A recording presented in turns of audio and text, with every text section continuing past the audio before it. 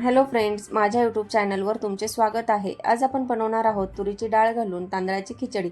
त्यासाठी लागणारे हे आहे साहित्य: कोथिंबीर, लसूण, कढीपत्ता, कांदा, बटाटा, टोमॅटो आणि शेंगदाणे।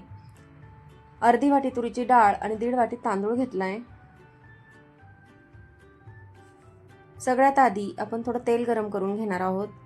तेल गरम झाल्यानंतर थोडी मोहरी घालून तडका देऊन घ्यायचा आहे।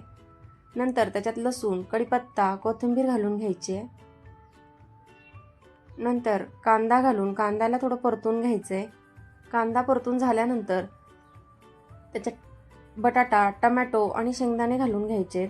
तेही थोडं परतून घ्यायचे। परतून झाल्यानंतर थोडी हळद आणि आपल्याला हवा असेल तो गरम मसाला किंवा काळा मसाला किंवा लाल तिखट आपल्या आवडीप्रमाणे घालून घ्यायचे। नंतर थोडे चवीपुरते मीठ घालून त्याला व्यवस्थित परतून घ्यायचे। परतून झाल्यानंतर तुरीची डाळ आणि तांदूळ घालून व्यवस्थित मिक्स करून घ्यायचे। मिक्स झाल्यानंतर डाळ तांदूळ शिजायला लागेल एवढं पाणी घालून व्यवस्थित शिजवून घ्यायचे। आपला मसाले भात रेडी आहे। माझ्या यूट्यूब चॅनलला लाईक करा, शेअर करा, सबस्क्राईब करा। Thank you.